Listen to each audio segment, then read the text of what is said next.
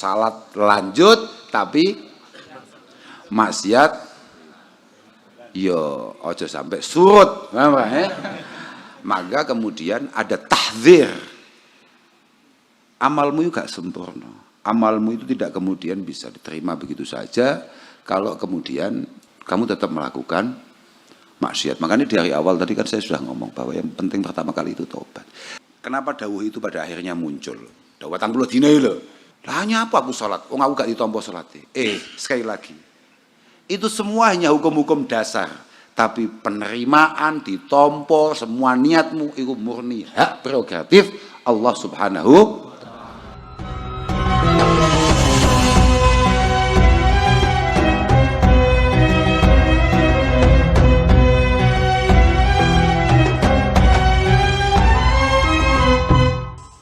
Bismillahirrahmanirrahim. Assalamualaikum warahmatullahi wabarakatuh. Waalaikumsalam. Pangapunten saderengipun Gus, kawula Fikri saking Gedongan Sidoarjo. Domen.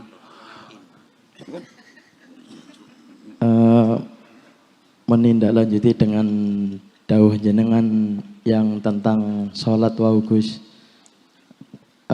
Kalau kita napa nggih?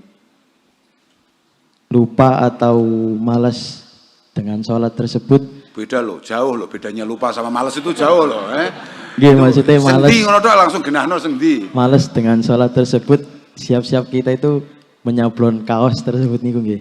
Lah dengan di sini tuh kula malih keinget serius kula tentang mungkin di lingkungan kula ada beberapa teman yang pangapunten Gus, tasik minum ngoten.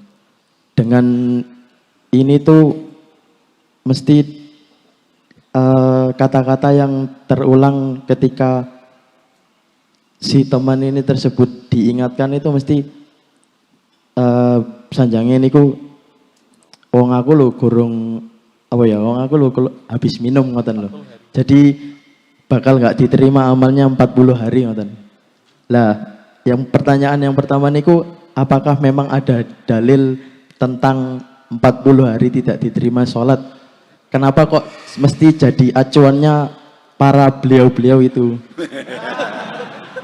Aku seneng aku.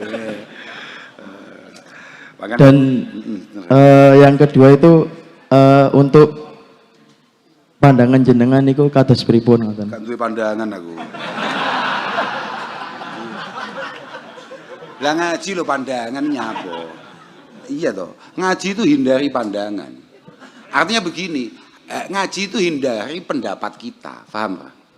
Ngaji itu tidak boleh pendapat kita. Apa yang kita sampaikan itu harus pendapatnya para ulama yang mengacu kepada apa yang disabdakan, apa yang dilakukan oleh Rasulullah Shallallahu Alaihi Wasallam dan juga apa yang dilakukan oleh para sahabat. Begini pak, kenapa dawuh itu pada akhirnya muncul? Dawuh 80 dina lho. Mergo tidak serta-merta ya enek sahabat iseng model kaya awakmu ya lucu. Sahabat puluhan ewu semua iling-iling mau Nuaiman tok. Lah iya awakmu ya aneh. Sahabat puluhan ewu semua iling-iling mek mergo mau anggap sak mazhab. Kan ya gak ngono kuwi lah. Oke lah. Beberapa orang yang kemudian tetap sembrono kayak kak omong mau, yes, salat lanjut tapi maksiat yo ojo sampai surut. Maka kemudian ada tahdzir. Amalmu juga sempurna. Amalmu itu tidak kemudian bisa diterima begitu saja kalau kemudian kamu tetap melakukan maksiat. Makanya dari awal tadi kan saya sudah ngomong bahwa yang penting pertama kali itu tobat. Tapi jangan sampai ya, lek pancen awakmu itu dibuka hatimu sampai Allah Subhanahu wa taala. Kamu tidak akan pernah gunakan itu untuk sebagai alasan kamu tidak melakukan kebaikan. Karena 40 hari yang kamu kumpulkan itu jadinya 40 tahun. Lah hanya apa aku salat? Wong aku gak ditampa salate. Sekali lagi. Itu semua hanya hukum-hukum dasar. Tapi penerimaan ditampa semua niatmu itu murni hak prerogatif Allah Subhanahu. Karena kamu wis ngomong. Saya tadi kan sempat ngomong bahwa ya memang tanpa keilmuan yang jelas kamu tidak akan pernah diterima. Itu hukum dasar. Tapi bahwa pada akhirnya sing ahli nompo ya pangeran. Sing ahli nompo ya Allah Subhanahu. Idza nadhartum sayyiati ashabikum, ketika kamu semua melihat keburukan-keburukan orang lain, jangan sampai kemudian fala taj'alu anfusakum arbaba.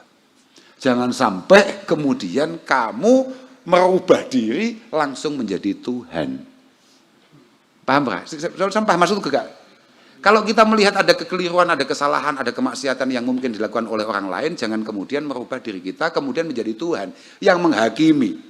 Apalagi jangan sampai ketika kita maksiat kemudian mengatasnamakan Tuhan dan utusannya untuk melegalisasi kemaksiatan kita. Lah wong kadung wis didhawuhne lho, Pak. Jere amale gak ditampa 40 dina, lek nyapo salat barang.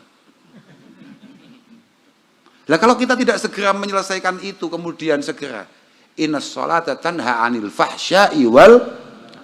Terus kapan kita akan pelan-pelan ngerem itu semua? Kalau kita tidak segera wudu, kemudian salat, kemudian coba untuk bertaubat.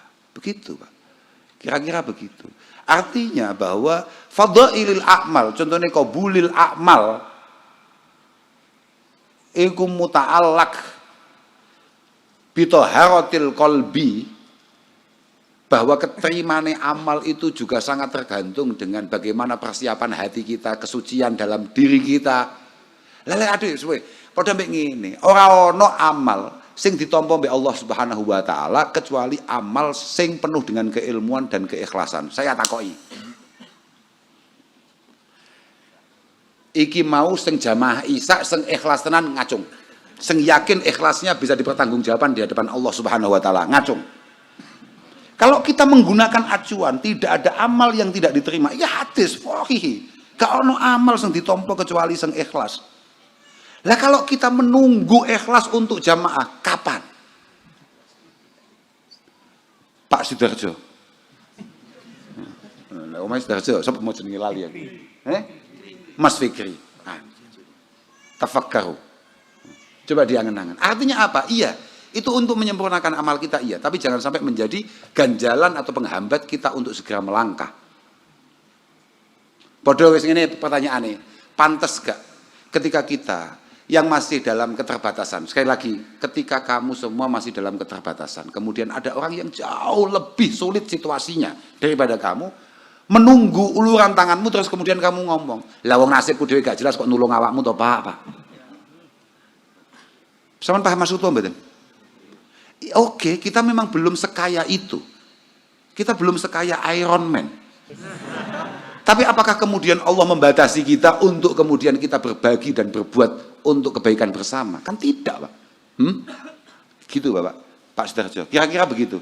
Artinya jangan sampai kesempurnaan-kesempurnaan amal tadi itu malah tidak menjadi motivasi, tapi malah menjadi sandaran untuk sampeyan istiqomah alal maksiyah.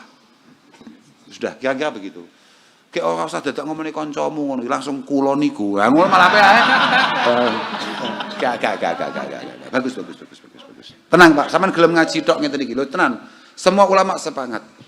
At-tafaqquh fiddin alamatun ala husnil khatimah. Sampean gelem budal ngaji tok nih. Ini adalah satu tanda awal insyaallah sampean bakal husnul khatimah. Amin. Oh, sahabat.